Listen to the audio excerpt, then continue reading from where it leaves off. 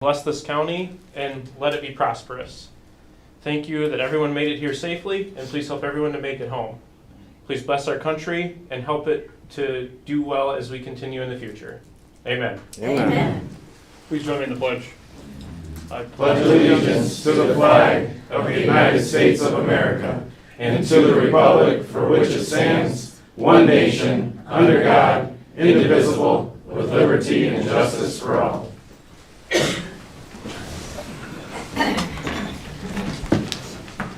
Roll call, please. Commissioner Lawrence. Here. Commissioner Leyland. Present. Commissioner Locke. Here. Chair Jones. Yep. Commissioner Howie. Present. Commissioner Barrera. Present. Commissioner Marquetti. Here. And Commissioner Lee. Here. All right, welcome everybody. We're going to open the floor for public comment. Before I do, it's going to remind everybody it's for agenda items only. And I'm going to also remind people that there will be no back and forth. So a lot of people like to get up there and ask us questions. If you have any questions for your specific district, get with that commissioner. And if it's something overall, get with me. Please don't attack any of our audience members or our commissioners, and we will do the same. All right, floor is open.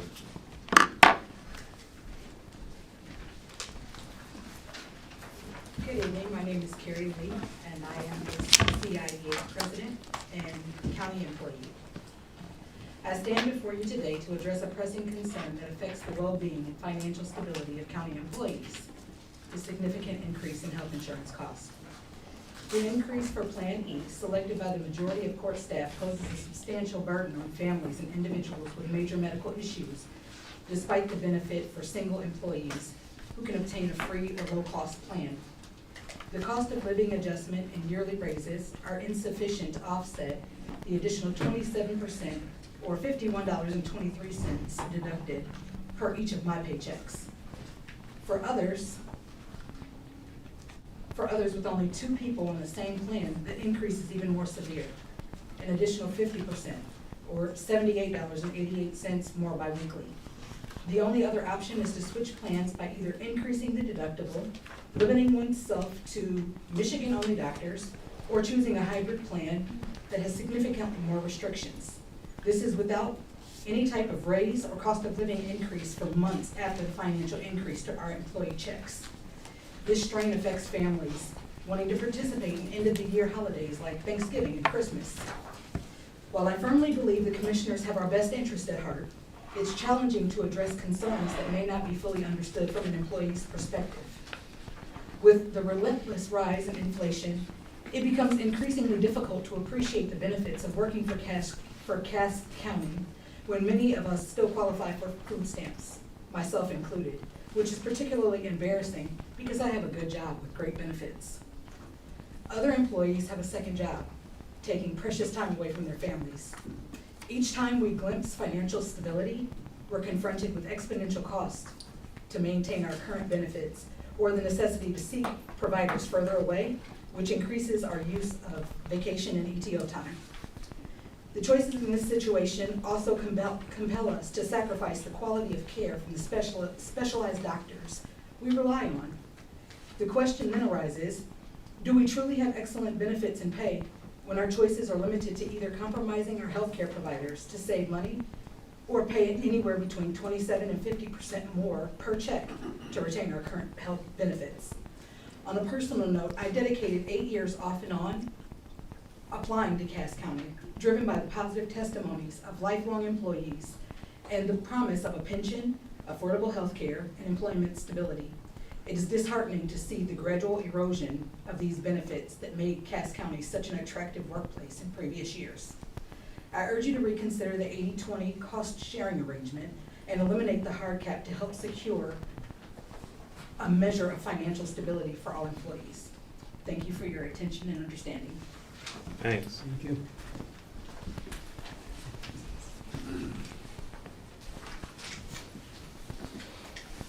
Hello. My name is Reagan Bateman. I'm a resident of the city of Dowagiac and Cass County Deputy Friend of the Court. I worked for the County of Cass since 2005. I'm here to make a public comment on BOC Agenda Item J3, motion to adopt the hard cap for health insurance coverage for 24 to 25. I feel the hard cap will hurt many of the employees who don't have the option of choosing one of the plans with a lower premium like the HMOs or the HSA. For example, with a hard cap on, For example, with a hard cap on the plan that would make the most sense for my family, the Plan E PPO, my portion of the insurance costs for my family will go up at least $100 a month. Plan E PPO with the 80-20 split is more affordable at about $40 a month increase for me. If the suggested solution is to choose an HMO or an HSA POS option, the HMO plans won't work for some families due to the restrictions of only being able to see Michigan doctors. Additionally, there's a list of 40 family practices in Michigan that are not in the network with Blue Cross Network, HMO, or POS at this time. And that, I understand, could change, but that's not what it's looking at right now, and they haven't been a part of the network for quite some time, as I understand it. That list includes family practices and pediatrician offices in St. Joseph, Buchanan, Niles, Stevensville, Edwardsburg, and Cassopolis, to name a few. And I'm getting this from the video that Rose Street, which was very informational, and I do love them, and I do appreciate that we have them. So that's where I'm getting that information. I would like the Board of Commissioners to consider once again adopting the 80-20 split to make our insurance a little bit more affordable and livable. It's going up regardless, and we know that you have no control over that, but the commissioners have historically stuck with the 80-20 split, and in meetings in the past, it's been said so that it's not as much of a hardship on the employees and citizens of Cass County. So going to a hard cap will cause the employees of this county to have no choice but to stay on a PPO plan, which will be a financial hardship for a lot of us. Thank you so much. Thanks, Raven. I need to, for clarification, which is our privy as a board, Carrie, you were on the same, you said the same thing, because I was writing furiously, trying to take notes. Sorry. So you were the same thing to eliminate the hard cap and stick with 80-20. Yes, please. Okay, thank you. You're welcome. All right, floor is still open.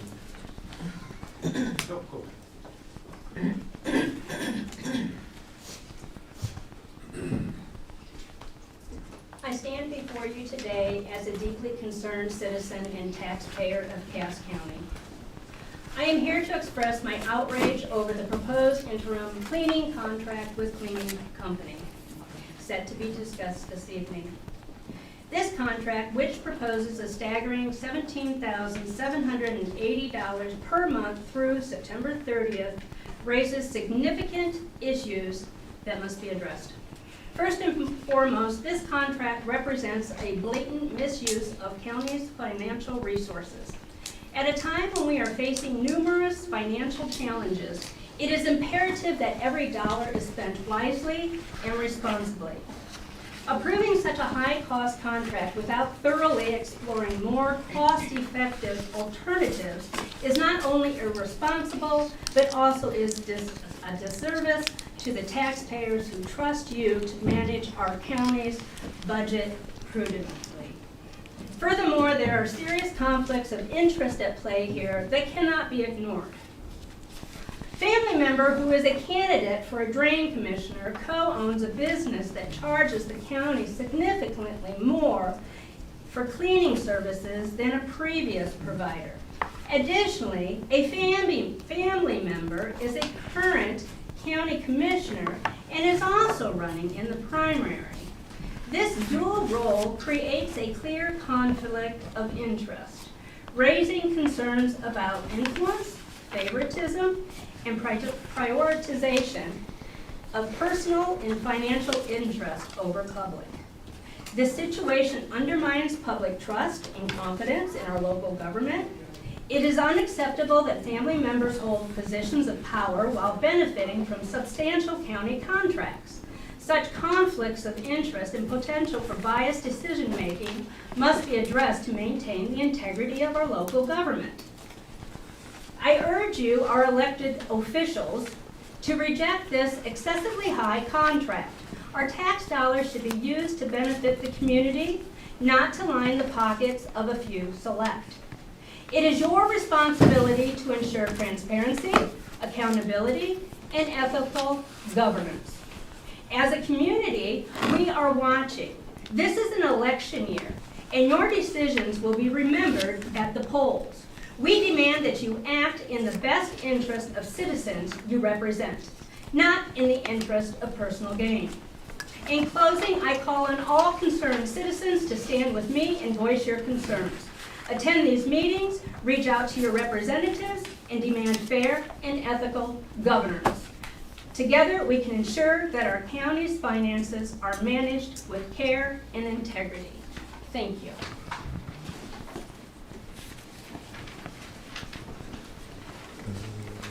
Rose Kelsheimer. On April 18, 2019, an agreement was entered into between the BOC and Alliance Cleaning Services. The term of this agreement was for a period of May 1st, 2019 through September 30th, 2024, with monthly payments of $6,397.63 or an annual of $76,771.56 for janitorial services to cover the county buildings. As a matter of reference, another cleaning company on March 3rd, 2021, the Cleanest Company, LLC, filed articles of organization with the state of Michigan. Subsequently, on May 20th, 2021, 5 requests for proposal packets to cleaning companies were mailed and posted, including the Cleanest Company. Why were RFPs mailed and posted when the county was under contract with Alliance Cleaning Company, and what documentation was presented to warrant a break in contract with them? On May 27th, 2021, a mandatory walkthrough with 2 cleaning companies was conducted. One company submitted an amount of $186,883.36, and the Cleanest Company, the other company, submitted an amount of $121,140. On June 17, 2021, the BOC approved the Cleanest Company contract for the $121K for the period of June 17, 21 through June 17 of 23, with an agreed monthly rate of $10,095, which was considerably higher than the contract with Alliance. A commissioner abstained from the vote due to a conflict of interest as a family member was listed on the contract as owner, on-call manager of the Cleanest Company. On September 15, 2022, the minutes of the BOC detailed approval of an amended contract for the increased monthly rate of $16,650 to the Cleanest Company, which prompted a past commissioner to voice concerns. The contract award was not consistent with other contracts. The prior contract with Alliance was not breached, nor a report of breach was questioned. So why was an exception granted, which is not consistent with other BOC-approved contracts? The contract amended with a 61% increase with no change in duties. It appears to be an unfair bidding process. The amended contract with the Cleanest Company is for the period of July 7th, 22 through July 30th of 24, even though the RFP contract date was set for August 22. On October 20th, 2022, at a BOC meeting, there was a motion carried by voice vote to approve the cleaning contract with the Cleanest Company. Yeah, stand by. Let me get rid of that. There we go. Hold on, Rose. Okay. Does the board, I have to ask the board, does the board have a problem with her continuing? Just one more sentence. Go ahead. Nobody's saying nothing, so that's consent. Thank you, Commissioners. At that meeting, a commissioner announced he would abstain from voting due to a conflict of interest as he is related to the owner of the business. Thank you very much. No problem. Thank you. I want to go back to the health plan just for a minute. Obviously, this is up for consideration tonight, and I know there needs to be a decision made on this at some point here in the not too distant future to come to a consensus in regard to these issues. But I would mention that I think for the electeds as well as the employees, this thing is coming at us pretty fast. And I think it might not hurt to just slow the roll just a little bit. I know we gotta keep moving, but I maybe just take the speed down just a little bit. There is some sentiment amongst the electeds to perhaps have a little more discussion with admin about this, just to explore what the options are to see what does make most sense for employees as well as us as employers, just to discuss it and explore it just a little bit more. I know that there's costs do rise, but again, also this is a situation that will have a major impact on the lives of our employees and their budgets. And you know, a lot of just reality of life is a lot of employees do live paycheck to paycheck. And you know, if you have you know, budgets are tight, and if you have some of these increases, you know, it's something that really does have a significant impact. So again, appreciate it if you could perhaps give us a little more time to talk about this before we come to a decision and a vote on it. Thank you.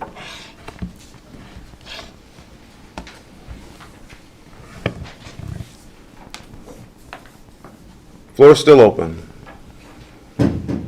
Mark Howard, Cass County, Jefferson Township. I too have an issue with the contract approval process for the cleanest company based on some of the things we've heard tonight and some of the things that I've gathered information on over the past several months. And especially with the fact that one of the owners of the company is running for the drain commissioner, and if we award this contract, I just think that's an extreme conflict of interest that should be considered, and especially if we, from what I understand, after the bids were taken and we hired them, we gave the company increase without, most of us didn't know the other quote bids amount. So we're paying the cleanest company more now than we were the other company, well, we were the other company, but the other quotes of the other businesses that applied. So I just appeal to the board to weigh in these things that we spoke about tonight. Thank you very much. Appreciate Thanks, Mark. Thank you.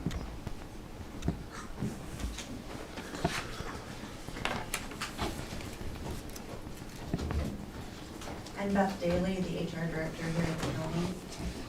Just wanted to add a little bit of information regarding the insurance that's being discussed tonight. A little background. The county has always, well, historically has stayed with the 80-20 split under the PA 152.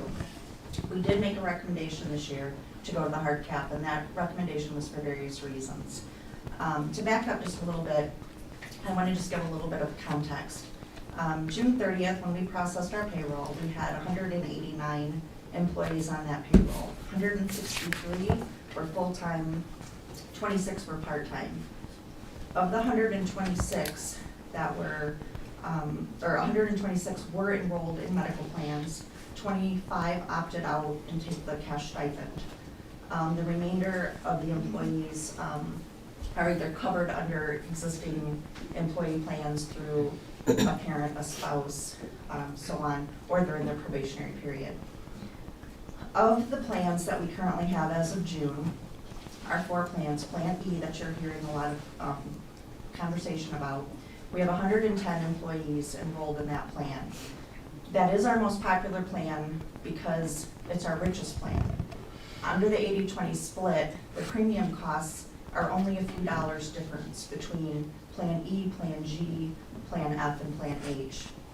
So it doesn't honestly make any sense for someone to pick a high deductible plan where they would be required to pay $2,000 of a deductible up front when their premium costs are a couple dollars difference than a plan that they can be enrolled in and have a $500 deductible. That's under the 80-20 split. By going to the hard cap, that actually gives us the ability to offer plans at a much different cost ratio. So we can offer plans, we can still offer Plan E, Plan G in PPOs, we can offer them in HMOs. While there is an increase, as some of the other people have spoke about tonight, there is an increase under Plan E, that is correct, under the hard cap. However, what is not being considered is we can also save employees $4,000 a year in premiums by offering other plans. It's the employee's choice as to which plan that they choose to enroll in. We have been struggling with retention, we've been struggling with recruiting, We've heard that from different offices here. We've tried to become more competitive with our surrounding entities, and we can now offer a plan at zero cost to employees if it fits their interests. This isn't a one-size-fits-all. Every family's situation has their own dynamics, different health situations, where they see their doctors, et cetera. May I continue? Please do. Nobody's saying nothing. Thank you. With that in mind, by going to the hard cap, it gives employees choices. And truly, their choices can be dependent upon their particular needs. Of the employees that are in Plan E, the 110 employees that are in Plan E currently, only 45 of those employees have met their deductible. That means 65 have not. The premiums that they're paying per year are thousands of dollars in just premiums, where they're not necessarily receiving benefits. Some employees do, and they have those medical needs, but not all do. So what we're trying to do is we're trying to offer choices. So employees that are paying a lot of money in premiums may not need to do that, and they could actually pay themselves by investing in their HSA and then using the plan if they need to. There's also other plans that are available. So again, this is not a one-size-fits-all. It is unique to every employee. But I think it's important that you understand that we have 189 employees, 163 full-time. So of those, 45 met their deductible. That leaves a whole lot of others that have not. So therefore, there are other plans that could actually save employees a lot of money if they spend the time to truly go through the meetings and look at the other options. So that's all I wanted to just point that out. Thanks, Beth. Thank you.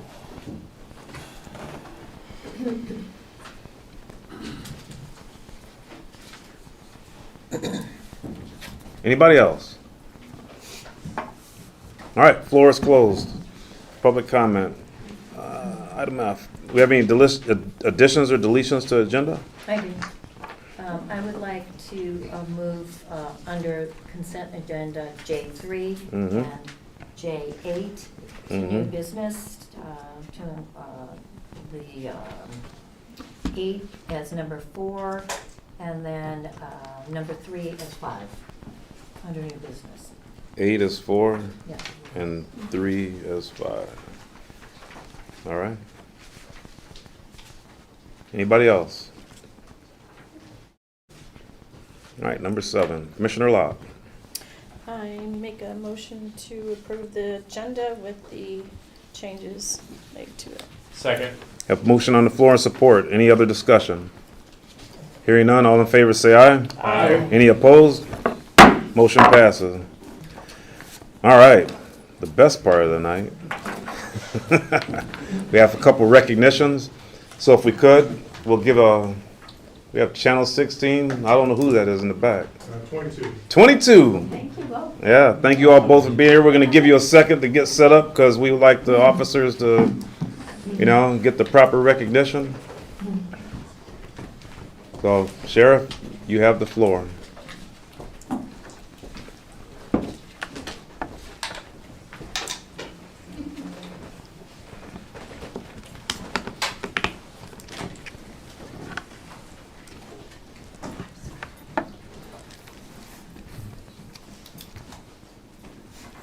Good evening. Thank you for giving us this opportunity to give some proper recognition to a couple deputies. Not every day that we have deputies go above and beyond the call of duty.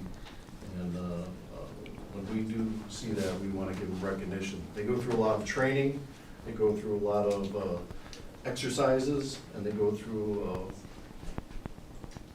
a lot of scary events in their careers. But sometimes they get put in a situation that nobody can prepare for.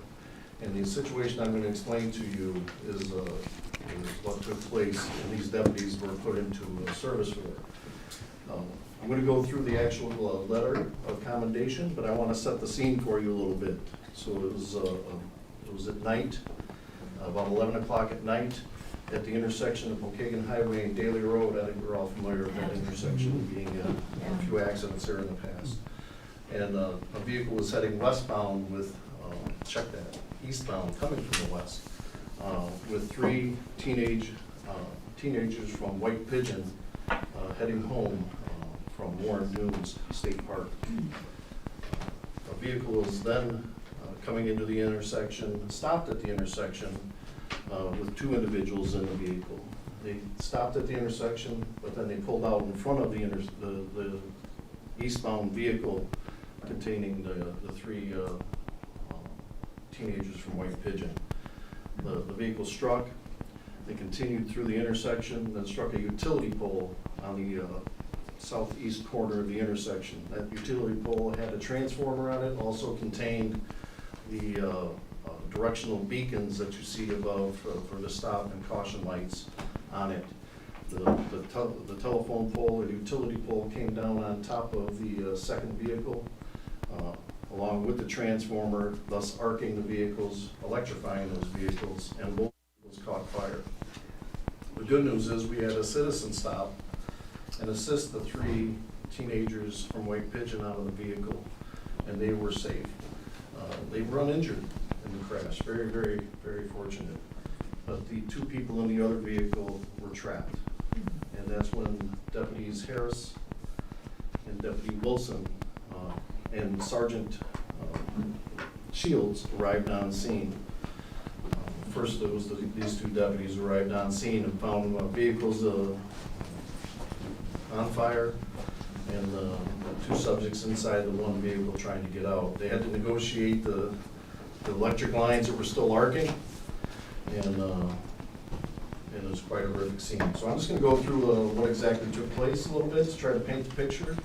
I just want to give you that idea of what took place leading up to it. On May 23rd, 2024, 11:13 p.m., Cass County Dispatch Center received a 911 call regarding a vehicle crash at the intersection of Waukegan Highway and Daly Road in Cass County's LaGrange Township.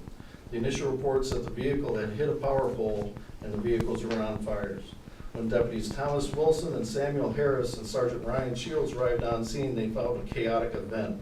A vehicle was trapped under a power pole with live power lines near the ground. Deputies Wilson and Harris jumped over the live power lines to approach the vehicle.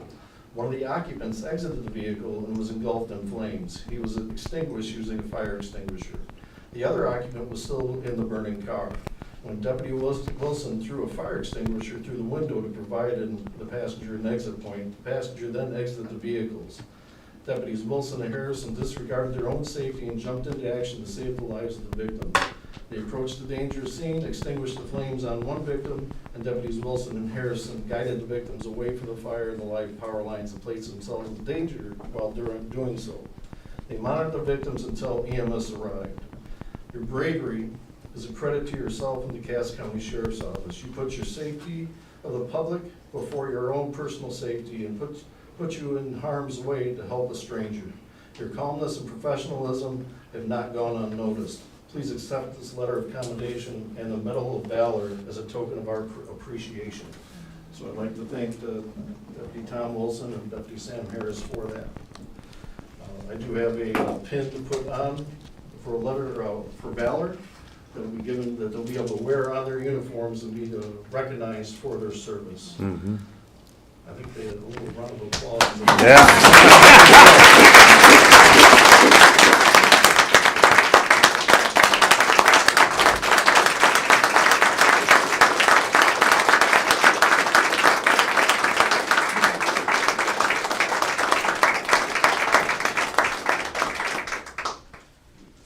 Bear with me, I don't do this every day. Everybody's watching you.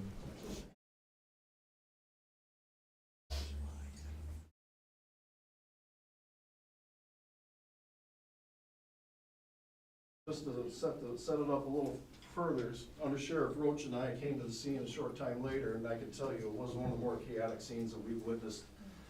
These deputies were still standing there after the others were taken from the scene. And they were in a little shock, but I told them both they gave these people a chance, and all of the people survived this crash. So that is something we were really proud of them for doing. So thank you very much.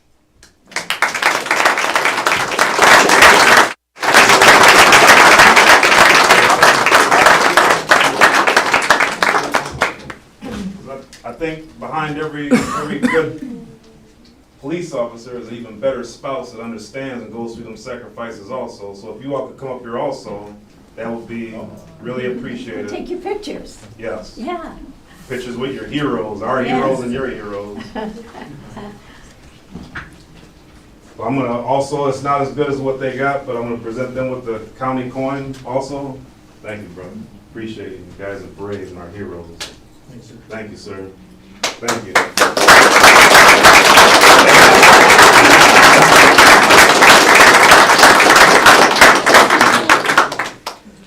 Good?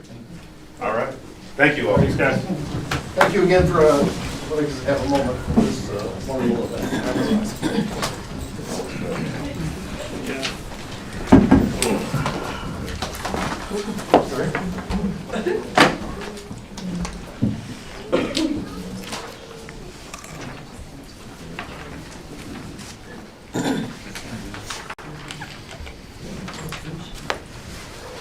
We'll give everybody a chance to exit and settle. They're in uniform, maybe they gotta go back to work. All right, that was a highlight of the night. All right, under presentations, we have the MSU Extension Annual Report by Director Julie Piat.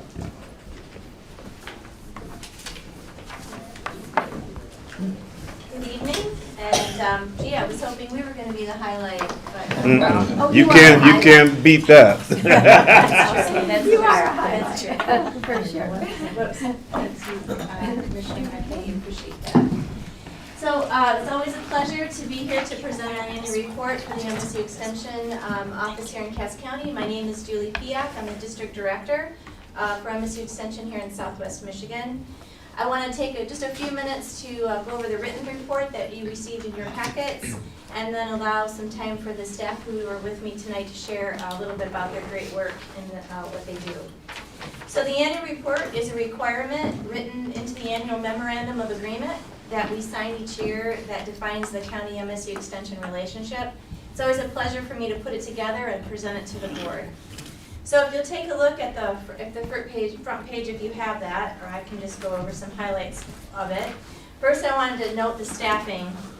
So many of you knew Patty Dome. She was a secretary in our office. She worked for Cass County for, well, we couldn't define how many years, but we think over 40, in various roles, but primarily she worked for MSU Extension for much of her career.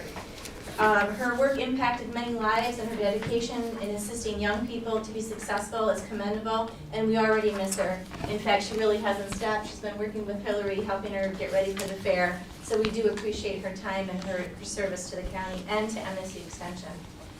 And as you know, we are embarking on a new partnership with MSU to replace the secretary role in the office, and that search for a part-time employee is ongoing. So please, if you know of interested individuals, please send them my way.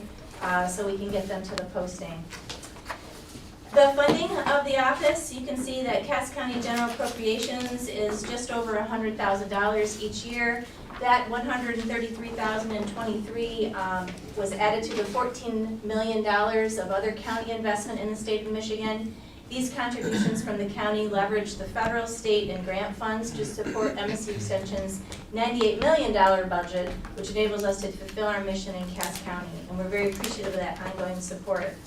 And not only do you provide funds in the general fund, but also you provide us office space and technology to do our work. We are looking forward to the completion of the courthouse renovations and allowing those of us who will not be moving into the new spaces to settle in and do some cosmetic improvements to our office environments. Our program numbers were pretty good in Cass County.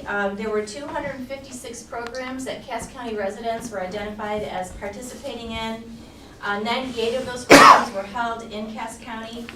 There were 180 direct consultations, and what that means, it's the things that Nicole and John do primarily. That's the ag work, whereby we work with individual farmers or business owners or others to help them make decisions to better their businesses and their families' lives. Our website is well used. We continue to use that as our primary mechanism to get information out. We do a lot of online programming still. You know, we started, we had to do all of that during the pandemic, as many organizations did. Our online offerings are very robust now and continuously updated, and they supplement our face-to-face programs. So we have a wide breadth of programming, both face-to-face and online, and we're pretty excited about that. We also do blogs and other kinds of ways to get our information out to people so that we can be there when they need us. Our 4-H enrollment is pretty, it's steady and growing. And now with Hillary on board, I'm really hoping that we'll continue to increase that program. The rest of the report really is just a snapshot, some highlights. You know, I try to make it as brief as possible these days. And sometimes, if those of you who've been around know, my reports could go 26 pages, right, Roseanne? That was a little bit much. So we're trying to just kind of show some snapshots, some highlights. I did highlight the Cassopolis work, which is ongoing, and I think we're all proud of that work, and so that is highlighted in the report. So with that, Hillary, do you want to just say hi to the group? Hi, I'm Hillary Hunt, I'm a 4-H program coordinator. I've been here about 6 months now. Oh, good. Most recently, I took a group of 12 youth to MSU's campus for Exploration Days. It was a pre-college program. Spent 3 days up at MSU, probably the hottest days of the month. Last month it was in the 90s, it was hot, but it was fun. Those youth all really enjoyed their time and got to know campus as well as learn some really fun sessions. So, come up to now. And be sure to say hi to Hillary if she has a smile on her face while she's at the fair while you're there. Sure. You can say if she doesn't have a smile, but. Yeah, hi. How you relate to Hillary? I'm Kathy Fisher. I like props as well, and I don't like podiums. Is it okay if I stand to the side? So I'm Kathy Fisher. I am an extension educator with MSU Extension, and I am a supervising educator, so I supervise Hillary and other 4-H staff in District 13, the same counties that Julie covers. I cover as well with 4-H staff. The other part of my job is working statewide to ensure that the 4-H program is a high-quality program, and doing that directly in Cass County as well as with the rest of the state. So that's my little prop here. The 4-H Thriving Model is a national model that we use for 4-H, and we use this little analogy to kind of help people understand this is what we're doing with kids. So we start with kids when we're down here in the soil, where we're developing relationships, we're giving them a sense of belonging, we're encouraging what we call their sparks, so helping them find something they're passionate about. Not necessarily something they're good at, doesn't have to be what they want to do for the rest of their life, but just something that brings them joy and passion. We all need a little joy in our life these days, and that's what we try to instill in these kids. And then we work our way up the flower as they continue to stay in our program and grow in our program, developing other skills and things that they can use to continue on in their life and hopefully come back to your community and be productive citizens and maybe sit where you guys are today. So learning those kinds of skills, getting them in there, doing those kinds of things. So I am in Cass County at least once a month physically, but work with Hillary throughout the entire time on ensuring that the Cass County 4-H program is a high quality educational and meaningful program to the youth that are participating. So it's great to meet you, and I appreciate all of the support that you give us and help us continue to do the great work we do with kids. Yep. Thank you. Thank you. Nicole, John, who's next? Hi everyone, I'm Nicole Ritchie. I'm the new field crops educator. So when I say field crops, that's corn, soybeans, wheat, potatoes. I help farmers troubleshoot problems and do best management practices. And I'm in Cass County actually every Monday. I check insect traps out here, so if you all ever need anything, just reach out. Thank you. My name's John Laporte. I think I know mostly everybody here in the room here, the commissioners. I cover farm business and management for MSU Extension in the Southwest area. In addition to Cass County, I cover about another 11 counties and other statewide work. Actually, I have a handout I brought with me for everyone here in the commissioners, and like most extension people, I have extras for those in the audience if they want one later. I wanted to share a little bit about one of the programs that I work on. Previous years I've been here, I've mentioned I work a lot in beginning farmer type related programming. The program I want to share with you is called the DEMAND Series. It's, the DEMAND stands for Developing and Educating Managers and New Decision Makers. It's developed not only for beginning farmers, but also individuals who maybe aren't new to farming, but maybe they're new to being a manager, new to decision making. And we focus specifically on financial and business concepts and strategies. This program, actually, the reason I want to bring it up is because the program we have is being recognized nationally next week. We are awarded the national winner in the Search for Excellence in Young, Beginning, and Small Farmers and Ranchers Award area through the National Association of County Agricultural Agents. And the award ceremony is actually next week in Dallas, Texas, where we'll not only be receiving our award, but we'll also be giving a presentation while we're there on the program. Why I wanted to bring that up, especially for this group, is this is a program that I created. And it actually started, I developed it while I was actually sitting just down the hallway when we were still up here on the second floor. And based a lot on the needs and issues that we were trying to help beginning farmers with that I knew here in Cass County. So there are some Cass County roots here, especially since I grew up just south of town. And I wanted to highlight that for this group because although this is a statewide program, it has a lot of roots and a lot of activities that we still try to do here in Cass County. In fact, some of the numbers Julie mentioned about participants relate to some of the work we've done through the DEMAND series. Future programming we have coming up is in January. We're actually working with the Valley Hub through the Kalamazoo Valley Community College. See a lot of programming on a budgeting and marketing workshop that we will be putting on for beginning and small farmers that we'll be looking to try to help people within Cass County. It'll be more than just in the Kalamazoo area. We'll be trying to reach down to here as well. So material from that is actually coming out of the DEMAND series as well. So I wanted to highlight that for everybody and share and to give you just a little bit of a snippet of more information that you can kind of read later if you'd like to. I also want to say thank you to many of the commissioners that have helped with some of our programming. In fact, specifically beginning farmer related. In fact, I had Commissioner Lee on the hook this morning helping me review some materials, so I appreciate all of your involvement with all of our work with Extension. We'll brag on John a little bit for that national award. It's pretty cool, so I'm glad we could talk to you about it. So are there any questions? I don't actually have a question, but I have to tell you that, you know, we have a Cass County Star in Laura Lee, and I was so happy to see what you had written about her. She is a gem. She's one of the few people that's been here longer than I have. She and I have been here, yeah, about the same time, and you know, can I talk that article? So those were her stories. She writes success stories, and I had AI turn it into that. So I thought that was just a fun little experiment because I took her 3 stories and I said, AI, make this into one. And so if it reads kind of like a robot, it's why. But the impacts are hers. So the words are AI's, but the impacts are hers. So. Thank you for highlighting her. She couldn't be here with us tonight. No, she told me. I saw her today. Yeah, good. Anything else? Oh, thank you. Okay. There's some extra reports there. I'll just leave them there for anyone who would like to take them. And if they're still here, maybe we could put them out somewhere. Go Take green. them with you. Or white. Whoa. Oh, how dare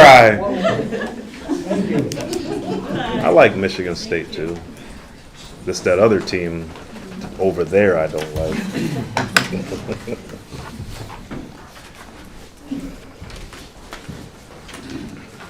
All right. Next on the agenda, Vice Chair Barrera.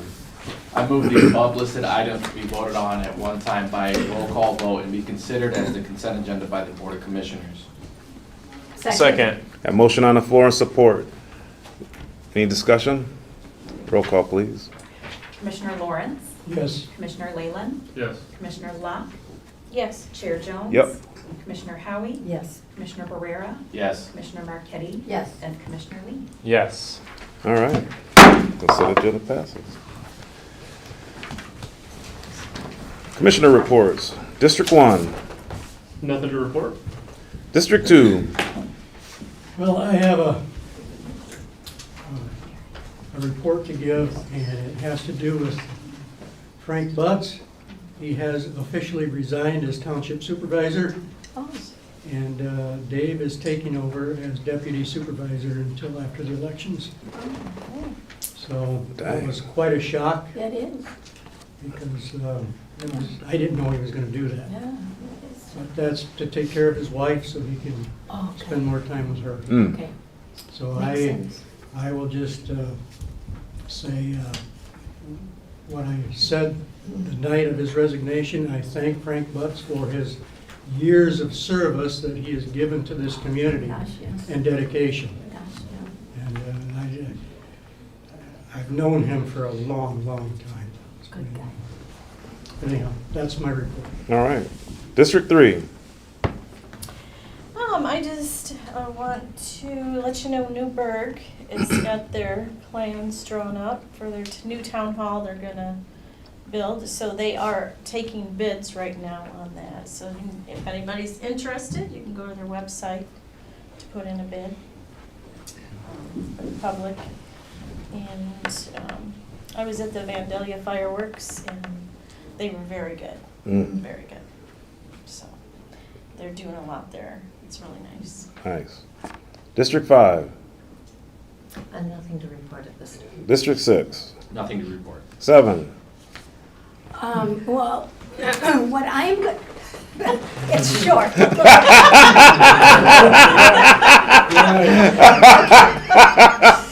Okay, for those of you who are here tonight and my colleagues, the County Planning Commission is working on the master plan, and there's two very important items that I need to call to your attention. Number one of which is the survey, and thank you, Mary, for passing around the survey, and Ambrosia has knocked herself out as well. It's on the website, it's on Facebook. She's gone and dropped it off different places as well. Mary has too, so thank you for that. You will see there is a survey on your seat. Take it with you or finish it tonight. If you do, if you finish it, put it right up here. You'll see that we get it. But it's super important that you let us know what you want to see as far as the county is concerned. Now, the second important thing is we're having a public open house on July 24th. And that's at the Cass County Road Commission from 6 to 8. The open house is to acquaint the public with the master plan and to get the public involved in the process. Now, this plan is going to guide our country's land use, our recreation, growth, protection of natural resources, agriculture, everything. Not only now, but for in the future. So I'm asking everybody, please, complete the survey and attend the open house. Thank you. All right. District 8. Calvin, Porter, and Mason Township all had their township meetings Tuesday night. They went pretty well. Mason Township is actually looking at redoing their Park? Yeah, their park right behind. So their sleds, their jungle gym area, they're looking into completely redoing that. And if you haven't been to that branch there, that Mason Township Library branch, really nice. that park is coming around. It's looking beautiful. It's really nice. They've done a ton of work there. Thank you. All right. Your turn. Administrator's report. Yeah, so I'll start with one thing that isn't in there. GIS Director Espeland had emailed me, and we had received an inquiry from the president of the St. Joe County Historical Society. They were trying to research the boundary between Cass County and St. Joe County, like specifically where the area east of the St. Joe River was transferred from Cass County to St. Joe County. So after looking through different historical documents and figuring things out, they were actually able to figure out that it happened via an action dated March 3rd, 1831.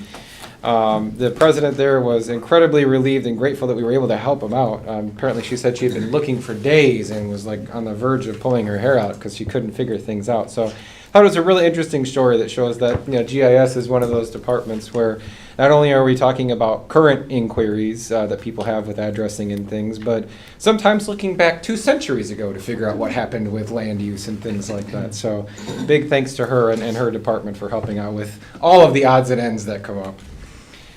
Can we take back that part that we gave to Indiana? I know, right? I don't think so at this point.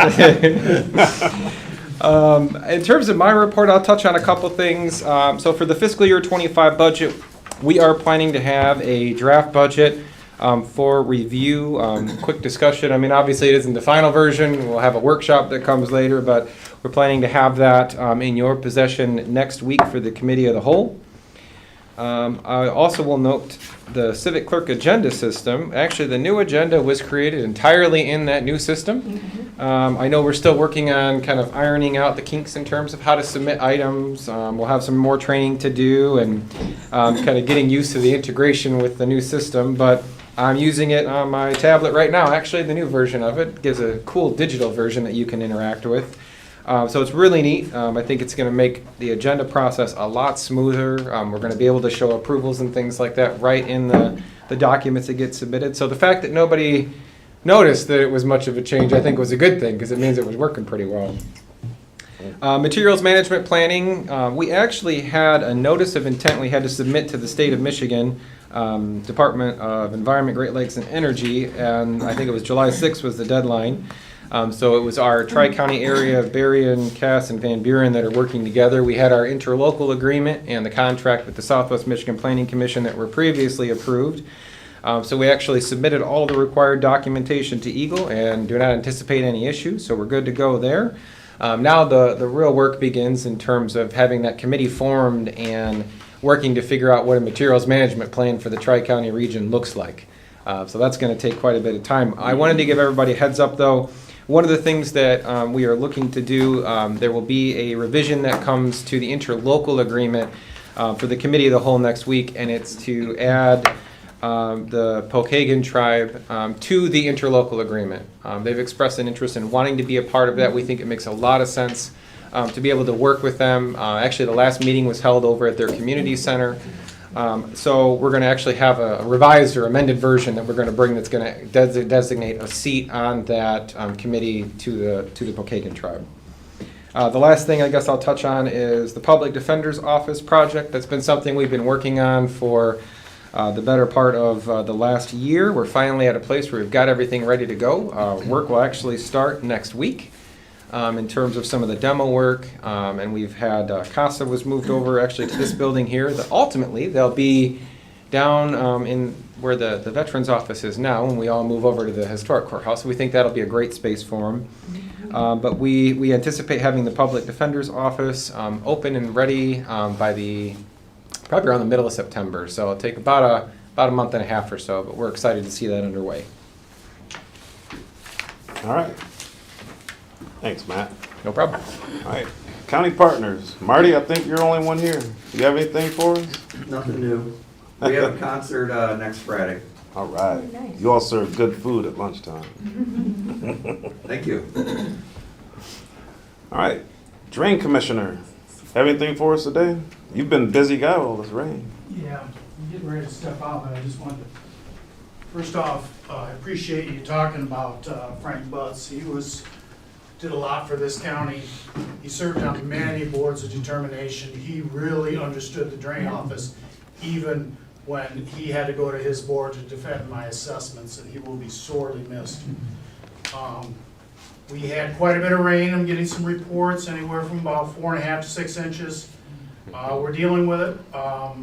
It could have been a lot worse. I was up that night, and at least it was somewhat orderly. It was a lot of rain, but it wasn't coming down as a deluge, so we're dealing with it. One other thing that was brought to my attention today, our county surveyor, Thomas Stevenson, through an error on his end, did not file for county surveyor.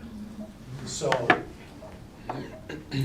He'll be on the November ballot. He is on November ballot? Yes, he filed. Okay, anyway, I was gonna say, he does a lot for me.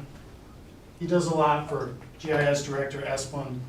His dad did a lot, and so when I saw that, because I'm doing an absentee ballot, I was a little concerned, so thanks for that, Mike, anyway. I'm good, thank you. All right. Thank you. Vic.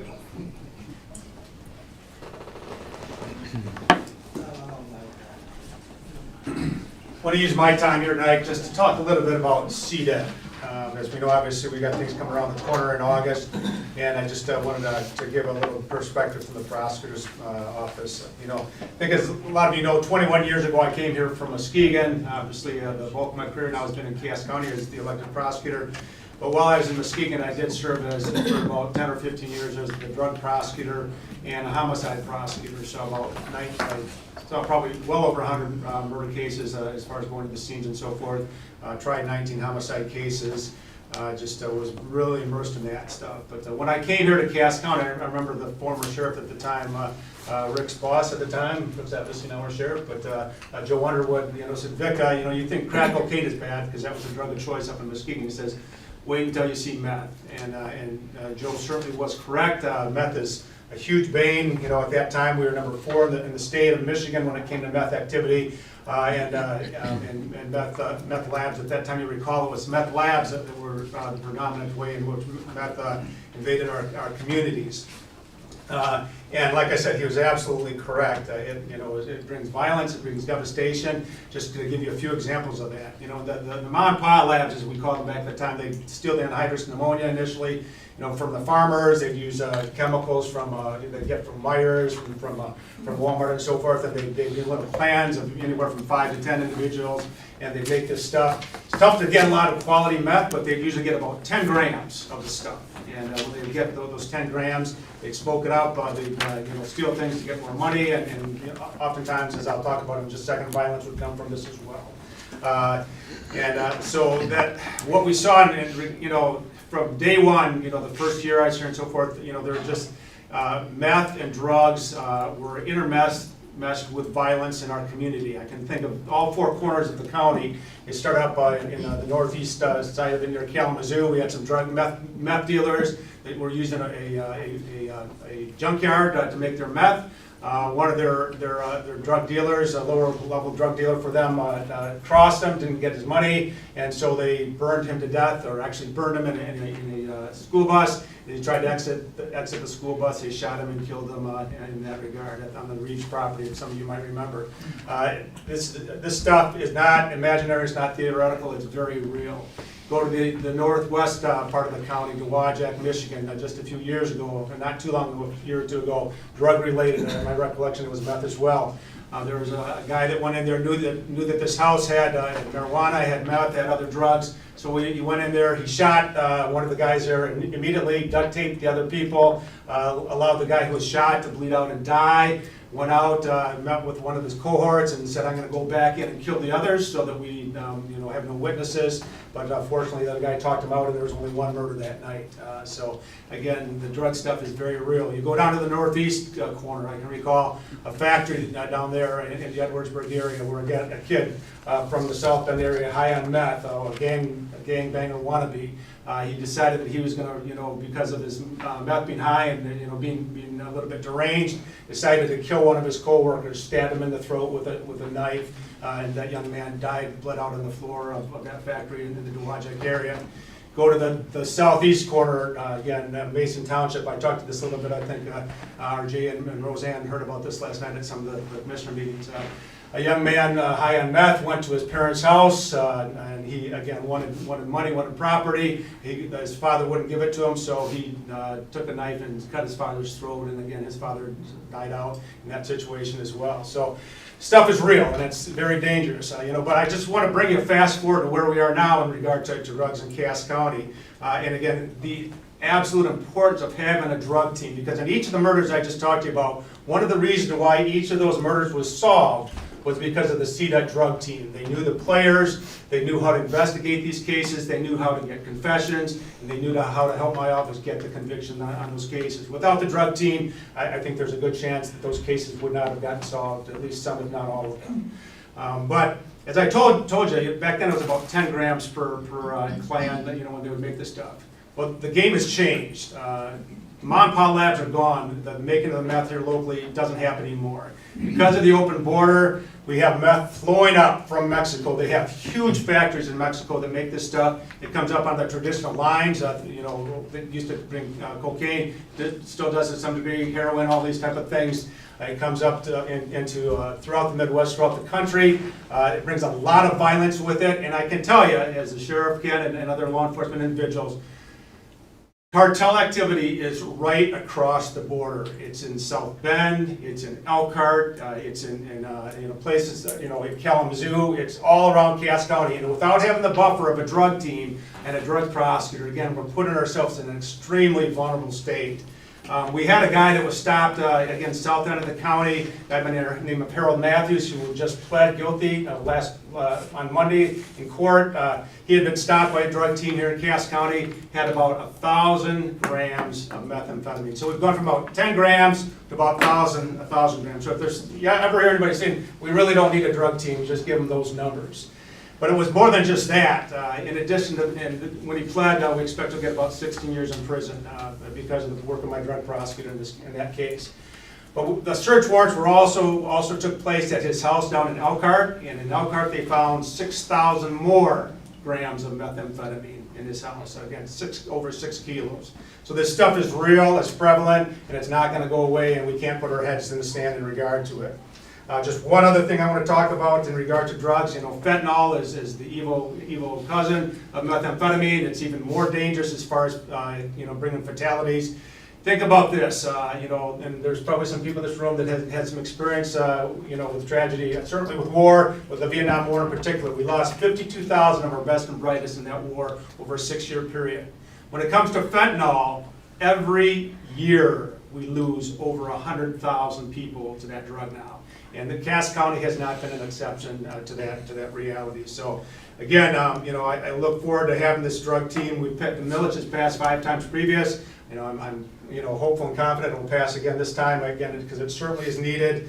And again, I'm thrilled to have our drug prosecutor Ken Stecker, who now has that mantle, is doing a great job in making sure that we're tough on those cases and that the right things happen. So appreciate the time on that, and again, I'm hopeful that update is a little bit helpful to you and knowing what's going on with the drug team and the need for it. Thank you. Thanks, sir. Monica.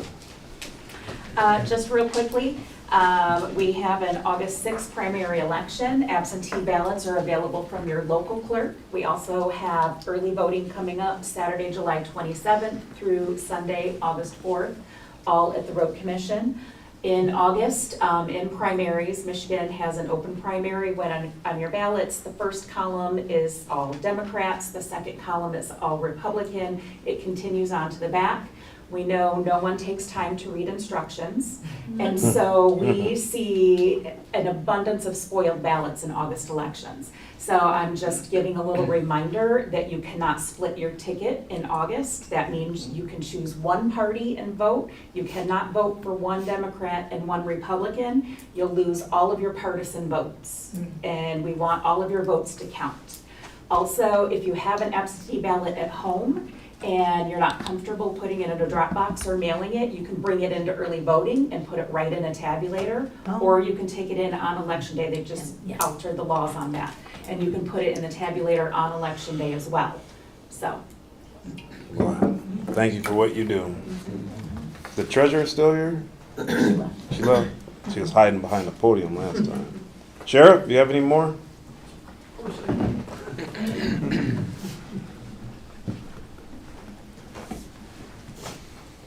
Just to update you on a few things, the county jail security project has been completed for the most part. It's been installed. So we have the new system up. There is some fine tuning to be done with it.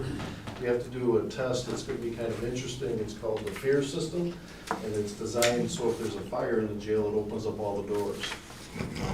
So anyway, we have to test that, so it actually has to go off, and so we're asking our local law enforcement agencies to help us out to man the jail so nobody runs out. So, we're not gonna tell you what day that is.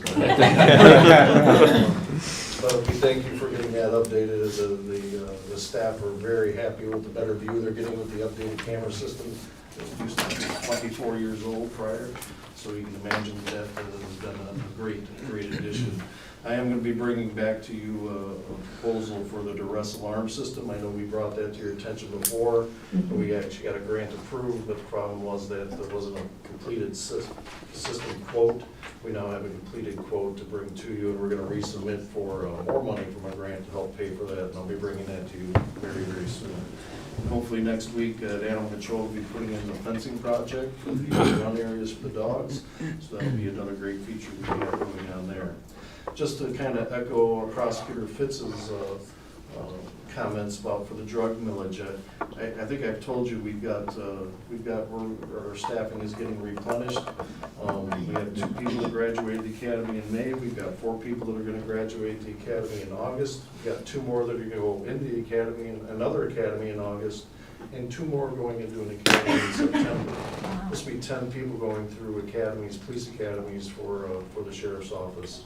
And that'll be replenishing people. So right now, we have 3 people working in the drug team. We hope to have the drug team fully staffed this fall, once we get people through FTO processes and everything. So I know that was a concern, but I thank you for letting us, putting out the money to get us these people through the academies. We are getting refunded about 80% of that money through state grants, but we have to put the money out front to make it happen, and we appreciate you doing that. So. It's very important to get the drug team back. As Prosecutor Fitz said, it's not just drugs, it's other felony crimes that they help solve. An example is just 3 weeks ago, we had a triple stabbing on the north side of Indian Lake where a 74-year-old, a 72-year-old, and a 29-year-old were stabbed by a 28-year-old, all drug related. But the suspect did escape the scene, but through diligence of my staff and the drug team, we did catch the person just into St. Joe County the next day. But that's an example where those extra resources come in very, very handy. So that being said, once again, thank you for letting me take a little of your time tonight to present Deputy Harris and Deputy Wilson. Well By the way, earned. both of them have a total of 2.5 years experience in the Oh, bless sheriff's her heart. office. Oh, my goodness.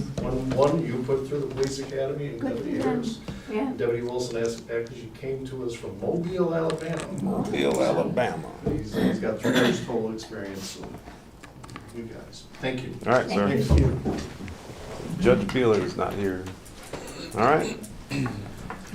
Unfinished business. We have the number 1. Oh, okay. All right. I don't know what just happened. Letter O, we have unfinished business. After Yes. elected officials, number 1 is on-call stipend. I can talk about it. Yes, please. So, at the last committee of the whole meeting, we had some discussion regarding APAs and grading.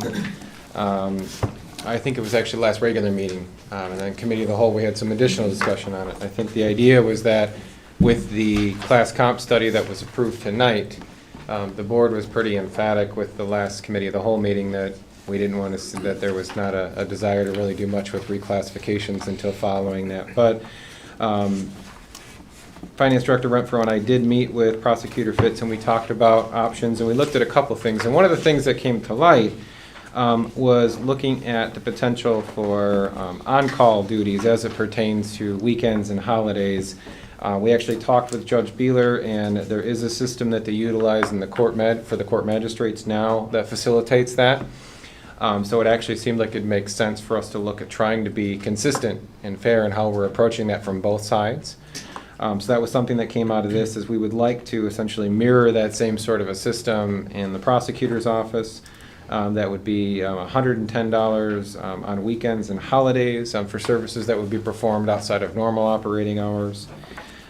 We figured it out, and through the end of the fiscal year, that would be an approximate cost of about $2,970, and then the cost for moving into fiscal year 25 would be borne by the fiscal year 25 budget. And we felt that it was a recommendation to go forward with the on-call stipend. We did include in the packet also a sample form from that the courts utilize for the magistrates for billing. We would propose that if adopted tonight, we would adapt that to fit the prosecutor's office and have them submit those to payroll for when they're getting paid for that on-call stipend as well. I don't know if Vic wants to add anything or.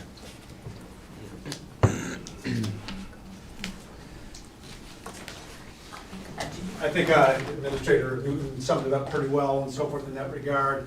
And just a couple clarifications, it's the 110, that's again mirroring what the courts have, it's 110 per weekend day and holiday days. So So that's, Yes. yeah, so that's the specifics on it.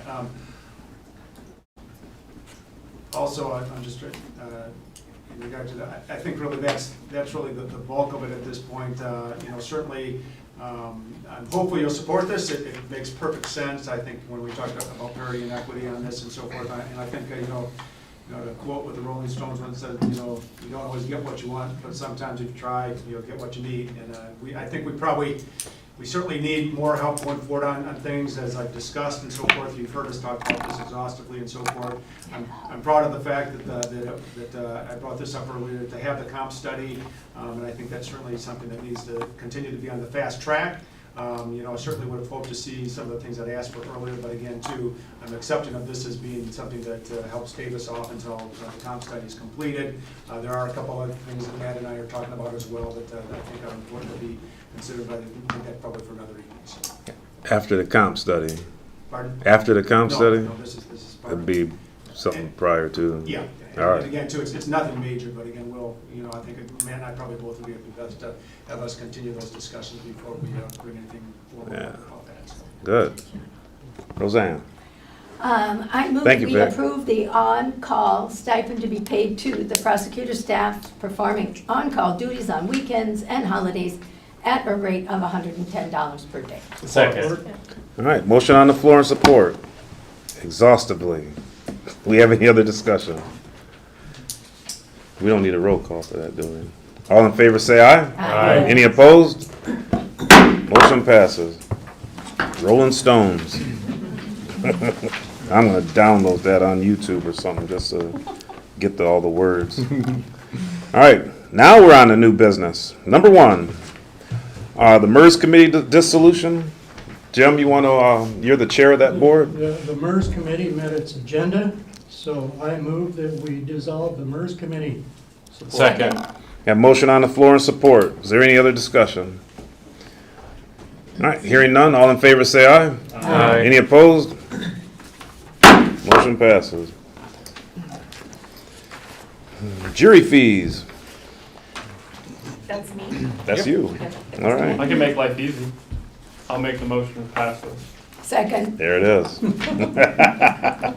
We all need it. All right, is there any discussion? Hearing none, all in favor say aye. Aye. Any opposed? Motion passes. Don't thank me, thank Ryan. Number 3, dispatch equipment room air conditioner. We yeah, Mr. go ahead. Yes, ma'am. I move that we Yep. approve R.W. Lapine to replace the dispatch equipment room AC at a cost of $29,513. Second. Thank you for making it easy. Any other discussion? Hearing none, all in favor say aye. Aye. Any opposed? Motion passes. Number 4 will be, it's a motion to approve, coming out of the consent agenda, motion to approve interim cleaning contract with Cleanest Company to provide continued services through September 30th at $17,780 per month for all county facilities. You pulled it off the agenda? You Is want that one first or the hard cap No, one? the hard cap is first. No, that one, it's the interim cleaning first. Yeah. Oh, Yeah. I okay. wanted to address Yeah, that first. yeah, you pulled it off, because, Yep. speak up. Several months ago, I started a conversation with Matt because of an incident that happened with me about going out and getting quotes because, of course, the cleaning company's contract was due to expire July 30th. We had many times that we got together and talked about things concerning about the cleanest company and getting some RFPs out. I did find DM Burr, and I did reach out to them several weeks ago, and I talked to them the other day, and they said they reached out to you several Yes. weeks ago, and you have not responded to them. Not yet, no. Okay. It would be nice, it would have been nice if at maybe this meeting we would have had some RFPs that we could have gone through and reviewed. I bet, Sure. No, I mean, I think part of the whole idea with why we were doing this way was because we were waiting on the RFP to be able to include the historic courthouse and get that to a point where we could actually bid that out, successfully. We had a few conversations with some folks, and the idea was it's really hard to kind of gauge what cleaning is when you can't really tell what equipment's there, what counter space there's going to be, what the flooring is even going to look like. So the idea was that this was really just more of a stopgap solution. We obviously have an established relationship with the current contractor, was just to extend our current services for a 2-month period to get us to a point where we can, bid out that historic courthouse piece as part of it. When is the timeline to be getting the RFPs? Yeah, I would imagine we would have that out towards the middle of this month. With the idea that we'd be looking at... That's coming up really quick. Yeah, with the idea that we'd probably be looking at trying to, at a minimum, I think there's a couple options. If we didn't meet the August committee of the whole, we certainly could meet September and then have it be at the October regular meeting. So we're talking, I think, a difference of 2 days. But we were trying to make sure we could do what we could to get as much done over at the historic courthouse to be able to facilitate that. And then also, we had a discussion not too long ago with elected officials too, and we really want to try to look at whether there are options. Instead of saying this is what the cleaning expectations are, to kind of look and see, when we're going through each of the buildings, do we have everything accounted for? Is there an option 1 and an option 2, something where we could say, okay, well, what would it be to do this? Well, okay, what if we did this? And, maybe we cut down on, certain areas like maybe, private office areas are cleaned less frequently, or, with more of an emphasis on obviously public-facing spaces. So that was the other idea here, was to give us some time to be able to work through that as well. We actually, like I said, we just had a conversation about that, and I was on vacation last week, but starting to work through, getting a list of here's all the spaces that we have listed now. Does this match with what your expectations are, and then what are some options we could look at in terms of maybe reducing maybe some of that, or is this essential for what we need, or is there areas we could maybe look to potentially trim things a little? Okay, and when you get the RFPs, all numbers for the quotes will be available? Absolutely, yeah. I guess I would go with back to some of the comments we heard tonight, that with the RFP that was done, I guess I can't speak to 2019, I wasn't here for that, but with the RFP that was done for the cleanest company, the last one, we did obviously post that was out there for everyone. We worked with another vendor. That vendor was significantly higher, on the order of approximately, I think it was 17,000, or excuse me, was it 27,000? It was, I think, 27,000 a month for what they had proposed. So it was on the order of, I think, 300,000 annually, something like that. Yeah. We didn't get any other bids, and we reached out to, I think, 3 or 4 other entities. We really do want to try to make sure. I think I would welcome more bids. We want to make sure that we're being competitive, and that we're getting the best services for what we're trying to do. I think the question was too, why did they go to 10,000 to 16,000 without any change of duties? Yeah, and I think actually some of that, from my recollection, kind of pertains to from what I've been told at least, is that I think in the original RFP, there was some areas that maybe were not as clearly specified, and that's one of the things we're looking to change with this one. Is that one kind of was very generic in terms of here's what we're looking to clean, and then it kind of said send us proposals. So I don't think there was, even through the walkthroughs, there was not as much emphasis on you need to clean that office, that office, that office, this room, that space, those cabinets, those sorts of things. And so, we had some items that were added that were not necessarily originally understood to be part of that scope. And then I think part of it was in the early stages here too. We were still in the middle of, some of the COVID restrictions, and so there was some expanded cleaning, I think, that happened even afterwards, that we weren't really using this space because of COVID, but now we are, so now we need to clean this now when we didn't before. So, there were some changes, and I think those were actually detailed in the revised proposal that was submitted as part of that amended contract that was approved. And there were RFPs at that time? And there was an RFP as well, Okay. yes. And we did have one other bid that was... Do you have them available for view? Okay. Yeah. It was posted publicly, too. Okay. There was another question about conflict of interest, that the cleanest company's co-owner is running for office.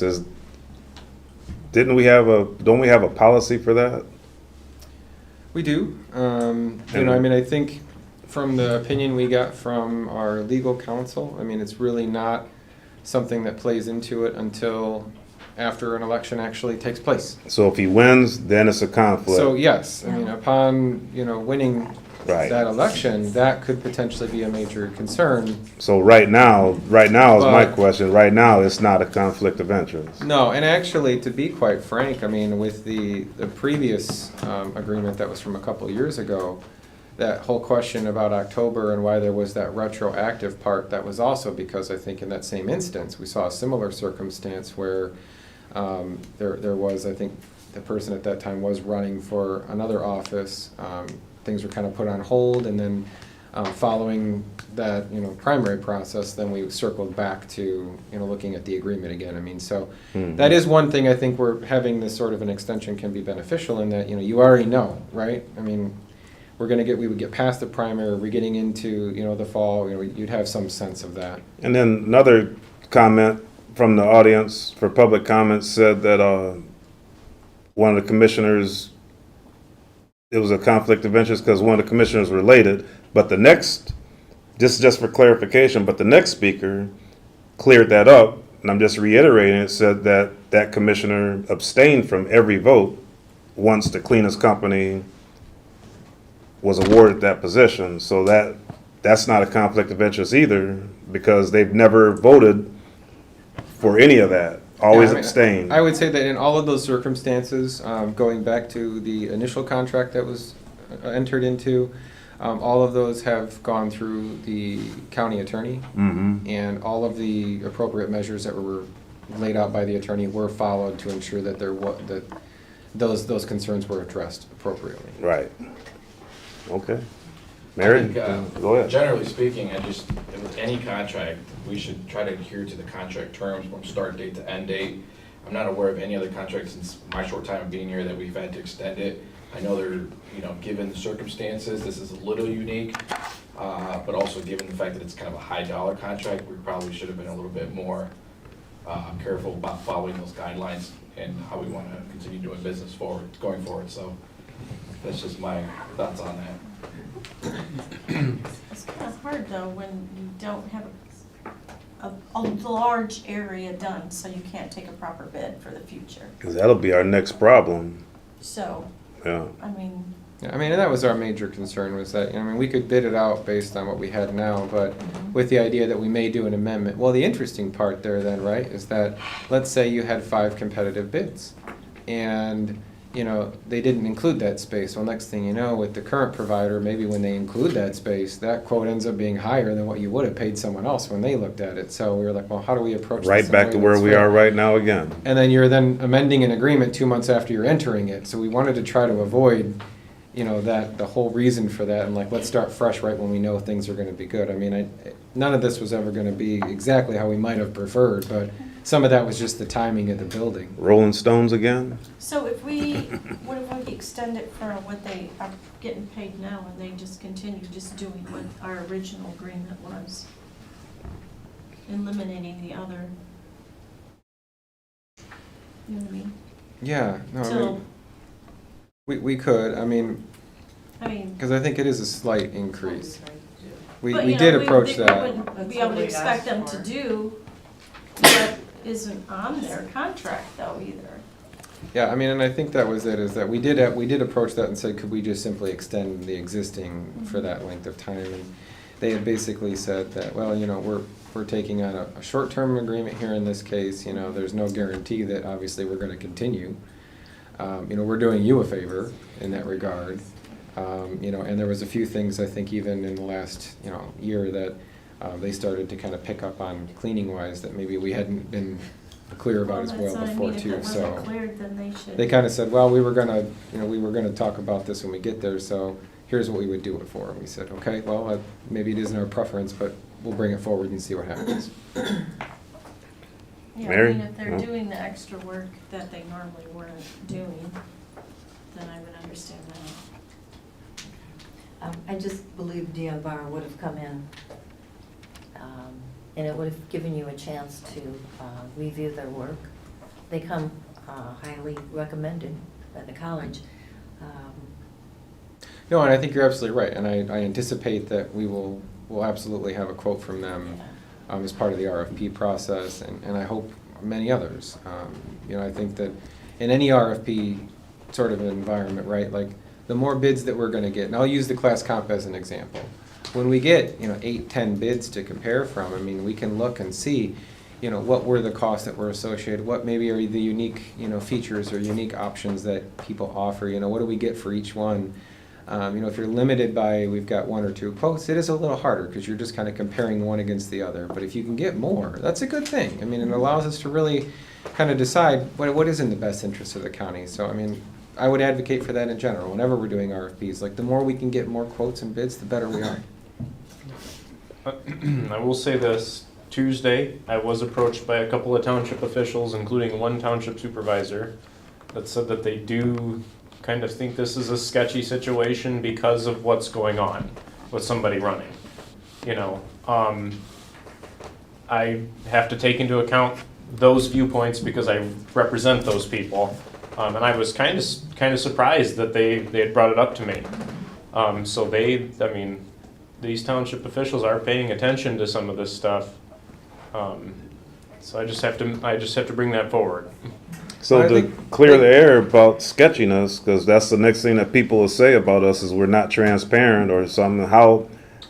I'd like to know, how is that sketchy? And if it is, how can we fix it to where it's not sketchy? Because I think we got legal counsel saying that it's not a conflict of interest.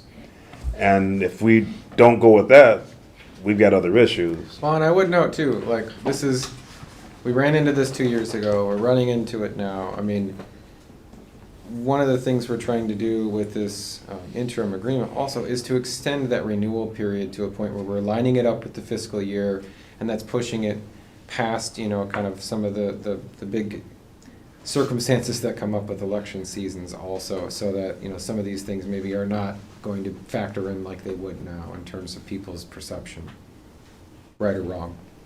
Yeah. Well, I don't know how that's sketchy, but I think it's just more on like the law is pretty black and white, like Right. they have some gray areas, and then people's perception is a whole lot different than that. Right. And so like the perception is that it looks not man, a lot of times perception is reality, really. Right. Yeah, and that's I get it. What are we doing? You need a motion? I do. I move to approve interim cleaning contract with Cleanest Company to provide continued services through September 30th at $17,780 per month for all county facilities.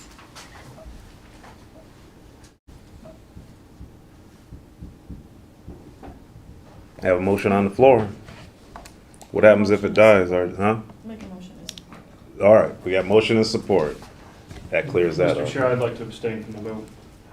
We would like to make it clear that Commissioner Leyland is abstaining from the vote. All right, do we need a roll call, or is that all in favor, say aye? You don't need a roll call. All right.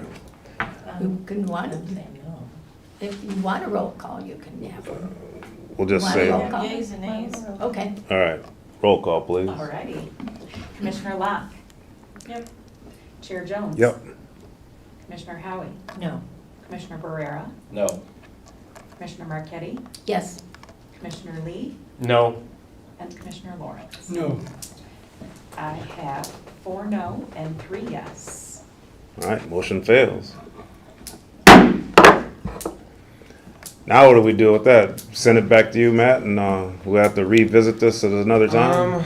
Well, I mean, we can look to facilitate some quotes to see if we can try to find something short term. It may be disruptive in terms of having cleaning services available, so it may fall on offices to Clean do their some own? cleaning themselves. So, I just lost my thought. Because the current agreement Yeah. will expire at the end of July. At the end of July? Yes. All right, got it. And we'll see if we can try to move quickly on finding some That's sort of it. an interim option. but- So with that, That that's would be my 1 month of self-cleaning. 1 month Yeah. of self. I mean, and that, that we could I mean- probably make do with that. Well, really, 2 months. 2 months. Lost it again. Oh, yeah. I'm getting Yeah, old. 2 months. Yeah, 2 months, August and September. It's gone. I had it. All right, what's next? And I'll bring that back up if it comes back to me. Hard cap.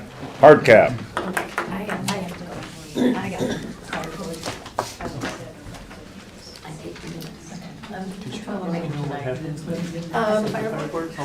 Hold on. Let's wait and see what's going on here. And maybe that'll give me time for my brain to react again.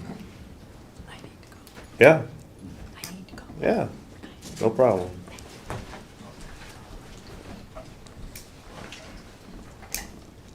That's it. With the bidding process now, do we have to have 3? Are we just gonna go like say to the what Mary said about the people that are cleaning the college? Are we just gonna go to them and say, hey, you're hired? No, you need 3. We need 3, and then from there, those 3 You have bids to come back to us. Yes. Minimum 3, right? Minimum of 3. You have Yes. to post it for how long? Well, I mean, I guess it really depends on what we're looking to do. I mean, we can try to accelerate the RFP process and make do with what we've got and figure that out and amend Yeah. it later if we need to.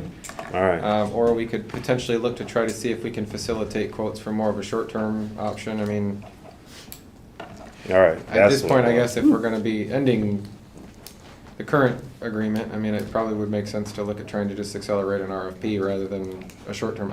That's kind of why we proposed it as it was. It made sense to continue with the current vendor, but to move to a new vendor, I don't know that a 2-month, short-term thing necessarily makes the most sense. We And can, then- we can look at options and bring back. And then over those time. people aren't guaranteed to get the job for next because they're gonna have to rebid on the. Yeah, and that was, I guess, our concern was like with the amount of resources somebody would put into cleaning all of our spaces, like, did it make sense to, say, hey, how'd you like to do it for 2 months and then we can't, who knows what Right. happens after that. Yeah, I mean, you it's ain't like, gonna guarantee let's try to get the next look one. at a 2-year or 3-year Right. sort of agreement or something where there's, some incentive there for folks to All put right. the resources into it. Well, I'm gonna get back in order because I'm out of order with my forgetfulness. Next is hard cap. Yes, ma'am. I will say one thing. Yeah. To start with, is that in order to be able to present a draft budget, as well as being able to facilitate our open enrollment period that has to start at the beginning of August, a decision must be made tonight. We cannot push this off. Otherwise, we're going to run into real challenges of being able to offer an open enrollment period where people will be able to select something in time for us to be able to deal with deductions and things. So it's not something where we can kick the can down the road and wait. Whatever option's going to be picked, that's fine. It has to be picked tonight. Has to be done tonight. Yes. I have a resolution. If the 80-20 option were to be picked, I can pass that out for folks if we go that route, but I'd certainly welcome a discussion beforehand. Mary? Okay. All the commissioners should have received an email from Judge Beeler expressing her concerns over this. I took a look at it. I'm more familiar with an 80-20, 70-30 plan, not a hard cap. So half of this I do understand and half I don't. What? No, go ahead. Oh, Go okay. ahead. To me, there's been enough attention paid to this, enough people have spoken up, employees, elected officials, that I feel like this really deserves some further discussion. And I know there has to be a decision tonight, but I just feel like this came at the last minute. I mean, this should have been worked on like months ago. I mean, I can tell you that it follows the same timeline it has for the last 5 years at the very minimum. But you have to consider what the employees are saying. I get it, but I mean, we do have 163 employees that are part of insurance programs or are full-time employees. And I've been part of insurance plans too, where we started all year long to go out and look at quotes and structure plans and present it to employees, get their feedback on it, so that when open enrollment came, we were prepared. And they either accepted the plan A or plan B. I just don't think it's fair throwing things at employees at the last minute when they're worried, and especially the state of affairs right now. I mean, their premiums, that could amount to maybe like a gallon of milk or gas and stuff. So- I mean, I think it's also important to realize that, you know, for employees that, you know, and Judge Beeler and I had a conversation about this, you know, and I know, you know, Beth touched on this as well, that, you know, in that Plan E, 110 people have Plan E. 65 of those 110 people have yet to even meet their deductible. So they're paying all the cost for the insurance, but they haven't even met the deductible yet. So in a lot of cases, there can be people that are overpaying. And the reason for that is because under that 80-20 split, when you look right now, for what we had this past year, 190 per bi-week is what was for Plan E PPO. The Plan H with the POS that has 12 times the deductible and much more out-of-pocket cost was 188. I mean, under the 80-20 split, that's where this comes from, is that, you know, where county is bearing 80% of that cost. I mean, Ben mentioned it when he was here. Most places with that 80-20 split don't have an offering of 5 different plans because it doesn't make sense.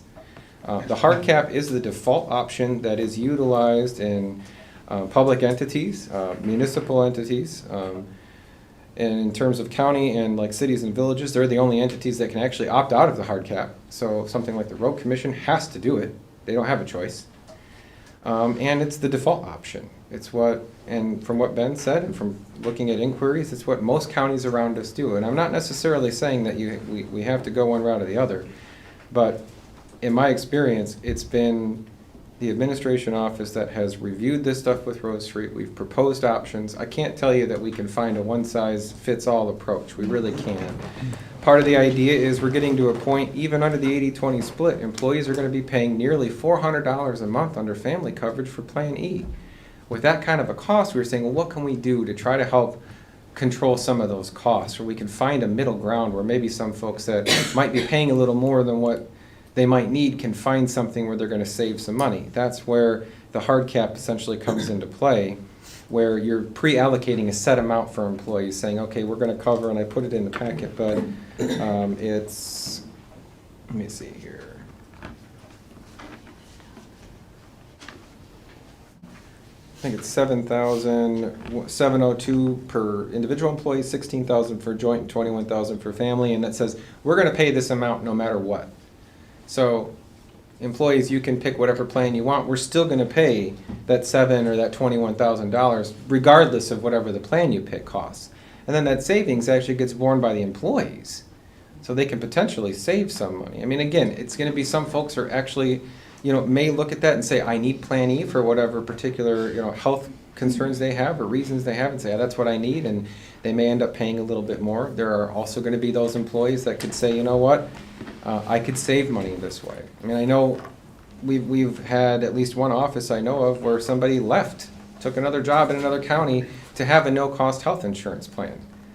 That's kind of what we were trying to do here, was to be able to enable that as an option. Is this something that can be implemented next year, so the employees have time to prepare for this? I mean, it happens every year, and it can, and those costs are going to fluctuate too. I mean, So if we pick the 80-20 now, and within the year, oh my God, this was a terrible mistake, we can bring this back up next year and go to the hard cap. you could. I mean, I would say that if the 80-20 split was what was selected, it makes no sense to offer the HMO options because the cost differences are so minimal, nobody's going to take those. Can I call on discussion from electeds? If Please. anybody wants to Yeah, speak up? we need input. I mean, I would say, last thing, is that this decision rests entirely with the Board of Commissioners. The Board of Commissioners is responsible for setting whether you're going to apply or whether you're going to utilize the hard cap or the 80-20 split. You know, benefits are determined by the Board of Commissioners, so this is your decision. Mm-hmm. But the elected officials have the employees that they want to speak on behalf of. Yeah. It's fine. Yes, that. Yeah. I just want to clarify something that Mary mentioned when she said 70, 30. 30 or 80-20. That has nothing to do with what this is. That is the coverage between what the employer pays and your co-insurance, the 80%, Correct. 20%. Our plans still have an 80-20 coverage. I was just quoting my experience with it.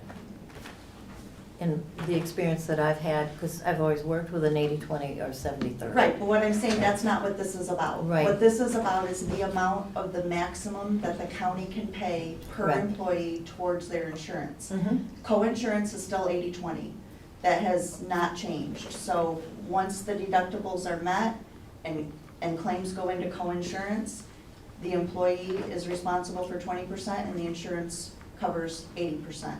So I just wanted to clarify that so there's no confusion. No, I was just It's the stating my 80/20 experience. split on premiums or the hard cap on premiums, not benefits. Any electeds want to talk? So I am very grateful that I don't take county health insurance, but most of my employees do. It's a huge jump that they were not expecting. And unfortunately, the electives are no longer included in the discussions with Rose Street. So I didn't see this coming in order to relay it. And I understand that not everybody uses the plan like they could, but as a parent with young kids, you take health insurance because of the what ifs, what may happen. And as somebody who had a catastrophic life event a few years ago that even with good insurance hit us financially very, very hard, it would be financially devastating to a lot of people. And we've had a lot of employees who have had devastating life events, and you can't plan on them. And I don't wish that on anyone. But it's a scary, scary thing for employees that are already hurting financially. And, a little more time and a little more education, because we don't sit with Rose Street and I don't know all the ins and outs of health insurance, but, maybe a little more discussion and education would help. Yeah, but we gotta make a decision tonight. Mary? Sheriff, did you want to say anything else, or Prosecutor Fritz? To echo the clerk's comments, in the past, we were part of the process of developing these things, and we haven't been for the last couple of years. So we got information last month, but it was just sent in an email, and that's hard to divulge. And I have talked to some of my employees, and they thought it was looking good until they saw the premiums. And I asked the union to come forward with their concerns, and they didn't come forward to me, so that's all I can really comment on at this time, as far as employees' feedback. Maybe just a little add on to what I said earlier. I don't know logistics. Is it possible to have a special meeting here in the very near future? It will give us a little bit of time in between the special meeting and now for the electeds to meet with Matt and with Rose Street, for instance, and talk about this a little bit more. No, we gotta make that decision tonight.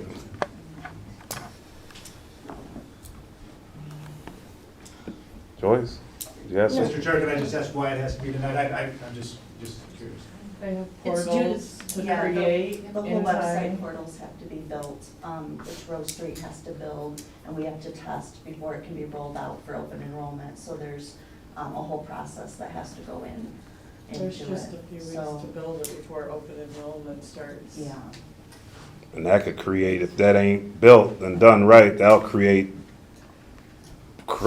drama. Yeah, Rose Street needs answers. Yeah.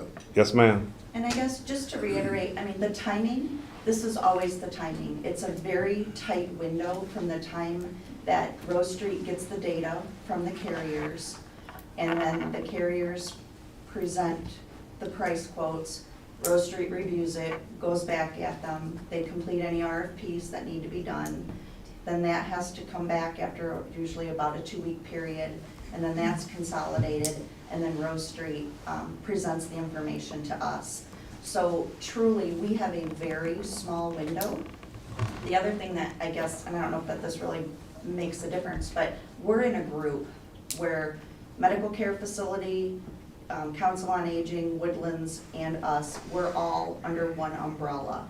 So all of these entities are combined, and our pricing is based off of all of us.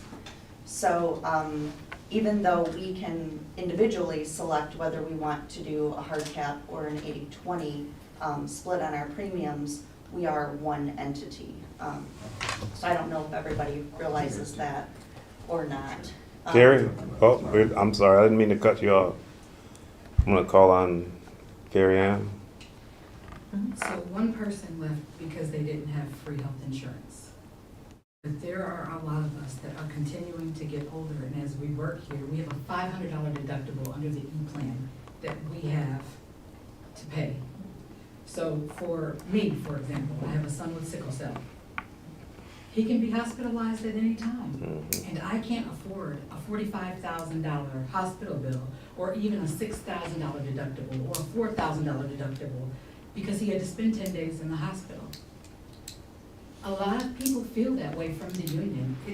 We pick Plan E, and even if we don't meet whatever the issue is, it's there for our protection just in case. I do understand that. We also have Plan G that has a $1,000 deductible, and it functions very similar to E. So granted, it is an increase of $500 to meet that deductible, but the premiums in some cases will offset that. So that's something to be aware of as well. And it said in some cases, are there any like things from the county that for people that couldn't afford that we could afford them to pay that? Or is that they're on their own? Once they have that emergency, they're on their own?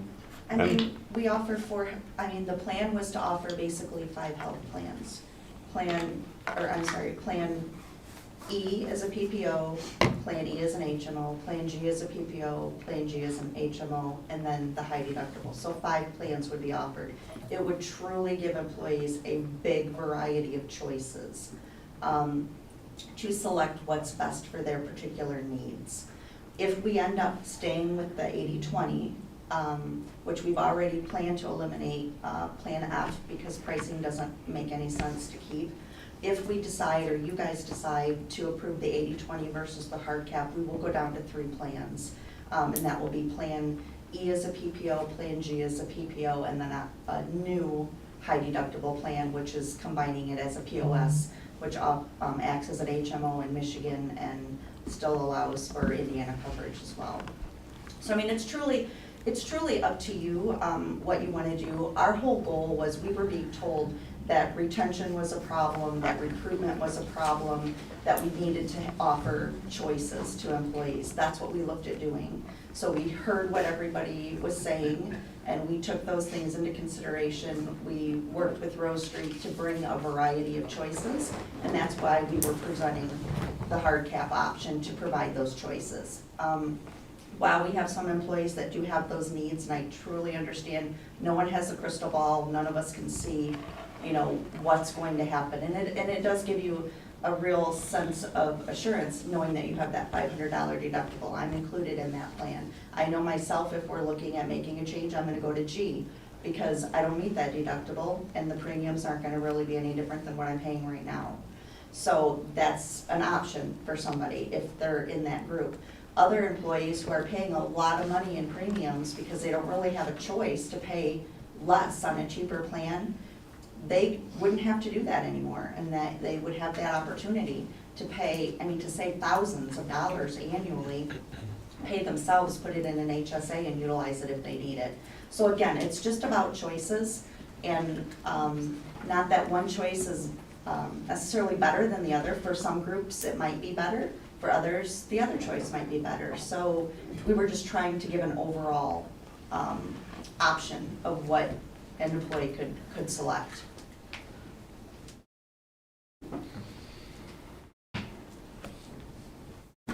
Kind of seems like some of this could have been avoided if the elected officials were available in those conversations with Rose Street. But she has said that timeline that they had with Rose Street, that it would only be a couple days maybe, or maybe even a week early in advance. It wouldn't be like months ahead of time for people to plan. Is that correct or no? Right, and I guess my question is isn't it our job? That's what we're hired to do. Didn't the sheriff say that it used to be that way? I can tell you, since I've been here, this has been how we've approached it, going back to when I was a deputy. I mean, it's generally part of the budgeting process. You know, we're gonna be looking at these costs in terms of how they are approaching the budgeting. This is what we've been used to, I mean, in terms of my experience. I mean, that's not to say that we can't look at changing things in the future. Change it back. I guess you could always talk to Rose Street. I'm just As curious what commissioner. caused it to change. I don't know, it's been like. Predates since us. we got here. Sure. Yeah. It helps anytime a decision like this is gonna come down for all of the electeds to have buy-in, because we're the ones that are communicating with our employees. So if we can understand it, then we can share the information and say, hey, actually, I saw the plan and it's not gonna be that big of a hit, and these plans are actually great. That, you know, that helps. You know, we have a court building where admin, you know, is not in the same building as them, so you guys don't see them. And they don't have a chance to ask these questions. So, you know, Like a I think liaison. communication is key. So it did help when we were included. And Rose Street is fabulous. They're wonderful at answering questions, and they're great at what they do.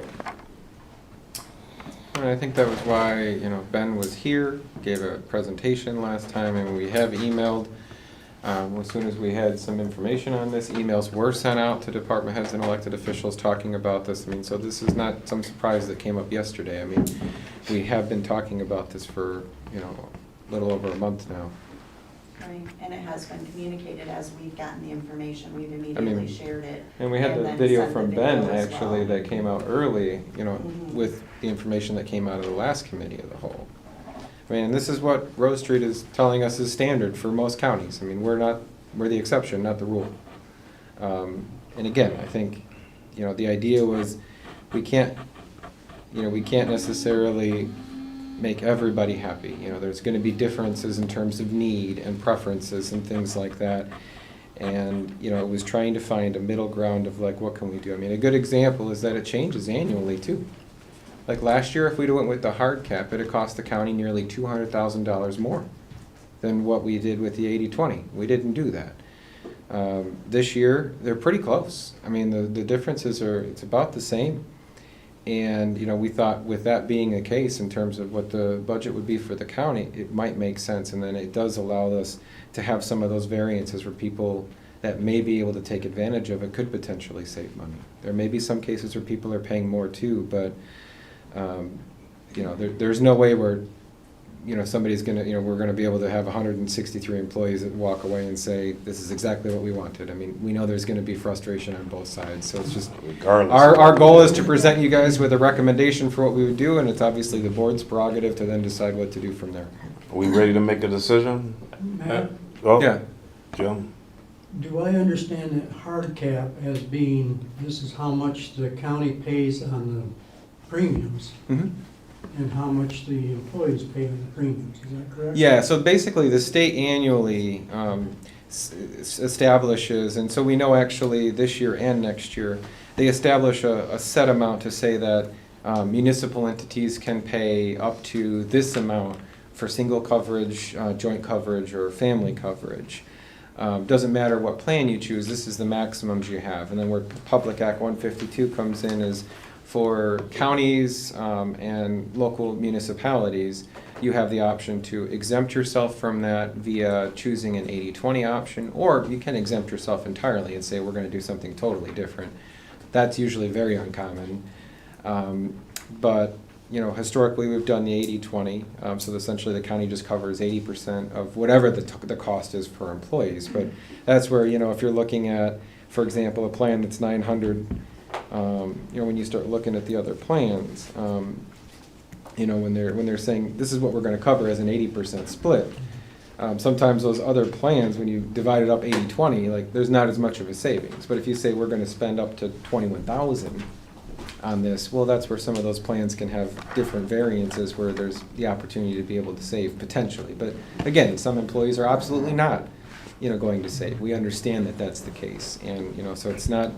There isn't a one-size-fits-all approach. That's the one challenge. I understand Yeah. that, because I've been getting into insurances for a long Yeah. time, it's not an easy thing to do, and No, I mean, and I think even in terms of understanding these things, it's entirely possible, and that's kind of why we were looking with the meetings with Rose Street and Ben and those folks, was to have multiple meetings, to get people to be able to learn, you know, like what really are your needs, how can we make this work in terms of the hard cap? What insurance options have you selected last year? Is that actually adequate?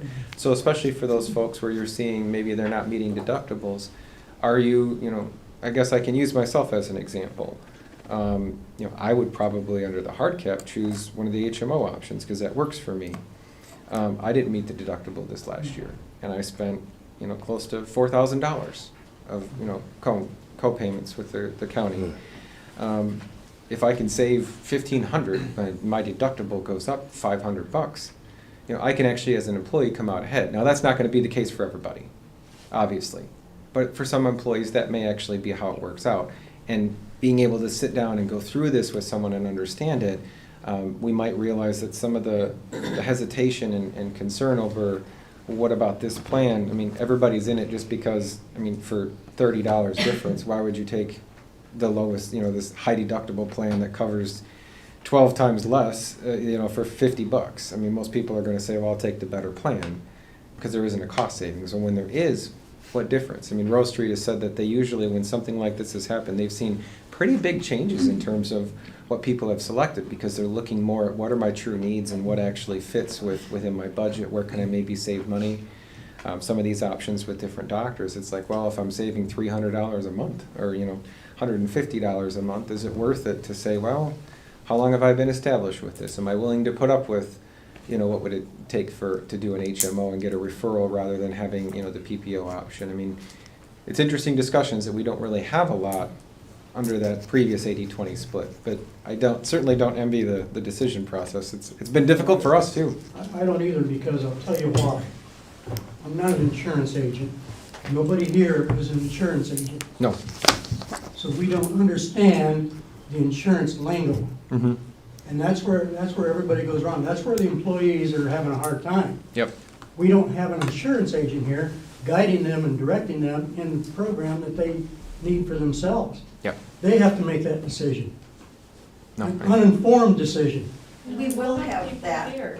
We do have that. We've provided a video to answer questions, and we have 4 meeting dates set up, plus we will have other open door sessions. So we will have that here for employees. With an insurance agent? Yes, with Rose Street. Okay. So we already have that on the schedule, waiting to happen if you guys approve it. Yep. And I would If note, not, then we're and I gonna would scale note back too, and do something different. even with because it won't be needed, but- even with the 80-20 option, I mean, you're still talking a 10.1% increase. You know, on the part of employees, you're looking at roughly $20 per paycheck, so $40 a month, or roughly. And then, you know, for the county, I think I've heard this, and so I want to address it, that, you know, there's some sort of an incentive for the county in terms of cost savings. I mean, even under 80-20, like, we're going to spend $100,000 more annually on insurance under the budget. You know, so, you know, with the hard cap, you know, they're really, it's not, you know, either option isn't necessarily saving the county some significant sum of money. I mean, that's not the motivation here. It was, you know, as we keep seeing, and you look back over the last 3 years, insurance has gone up, what, 15%? Somewhere on that order? I mean, it's a lot higher than when I started, and so it was like, you know, as we start creeping into that $200, $250, you know, like, getting into the $400, $500 ranges, like, how can we find a way to give some option where people can have some cost savings if it might benefit them? Let me rather ask than in saying the you're stuck group with this. one more time. So Gary? they have 5 options then. They would have 5 total Yeah. options 5 under total the hard options cap. under this program. With the Yes. hard cap that we only pay, this is what we pay for the premiums. Mm-hmm. Okay. Yeah, I'm we gonna have let her- a preset total. Let her speak. So, and this will be my final comment. The reason why the union especially is asking for a resolution, and I'll use my personal example, that way I'm not throwing anybody else's business in there. Bradley went into a crisis. We went to Kalamazoo. When we left, he couldn't walk because his blood was not flowing to his hip. And so they sent us home. Because we had PPO, which allots me to go to any hospital that I feel like, or any doctor's office that I want to, instead of being restricted to Michigan only. I was able to take him to South Bend, and within 5 days, they had him drugged up enough that he was able to begin to walk again. There are other people who have gone through significant issues that because we have PPO, we can go anywhere. HMO restricts us. And not only is that an issue because you're restricted to Michigan, but then we're taking more vacation time, which is further eroding our benefits, or ETO time, because now we have to go further away in Michigan to find a specialist of some kind. If there is one. Yeah. Well, as a board, we need to make a decision. So we need a motion either way. I'll make the motion to adopt a hard cap under Public Act 152 for health insurance coverage for 24-25. Second. I have motion on the floor and support. We need further discussion? Mr. Chairman, Yes, sir. I move to amend the motion by removing hard cap and inserting 80-20 plan. And what do I do with that? I need a second. We vote on, then we discuss the amendment, we pass or fail the amendment, then we pass or fail the motion as amended or the motion. All right, got it. Have a motion on the floor and support for the amendment. Discussion on that. Under the hard cap, one of the 5 options, is there a PPO plan? There's two Two. PPO plans. 2 PPO, 2 HMO, and 1 POS. I thought that's what you said, I just wanted to Two reiterate PPOs, it. 2 HMOs, and a high deductible plan which acts as an HMO and a PPO, depending on, you're in Indiana. So your motion is what has been recommended here tonight by the people in the audience and some So of mine them, is just an amendment, removing hard cap and inserting 80-20 plan. and keeping the 80-20. Yeah. All right, and I'm getting affirmatives, so that way I'm confident of what I'm voting for. All right? Any more discussion? So we need all in favor for that one? So you vote on the amendment? Yep. We have, all right, we need all in favor for the amendment. Say aye. Aye. Any opposed? Nay. All right. Motion passes. Now, what are we Vote in the doing? motion as amended, which now is the 80-20 plan. All right. And then we have a motion of support for that one already, so we just So need we're just in the discussion of that now. discussion of that. I'm glad you're a parliamentarian. Yeah. Mr. Chair, I'd like to withdraw my prior motion. You can't withdraw it after it's been modified. After it's been amended? Yep. All right. Whew. That would further confuse me. Once So, action has been taken, you can yeah. withdraw. All right, so do we have any more discussion? All in favor say aye. Aye. All opposed? Nay. Motion passes. All right. Where are we at? Public comment. Public comment. This one is the whatever. You're limited to 3 minutes. Oh boy. Floor is open. Floor is now closed. Go around the room. Any commissioner announcements? Cass County Fair is coming up, and I have, if you want to be in the opening day parade, you can get an application online, or I have some here. Please send them in to the fair office as quickly as possible so they can get you in the lineup. I highly recommend candidates, existing, elected, please walk in the parade. All right. Anybody else? I'd like to, I think, I mentioned this to Matt a couple of weeks ago, but I would like to see Dave Reef come in and give us an update on what's going on in the courthouse. So at some point in time, could we get him in here and... We'll work to facilitate an update on the courthouse, yes. On the construction. We're getting close too, so Yeah. there is some good information to bring along. Okay.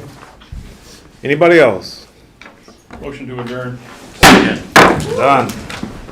All right.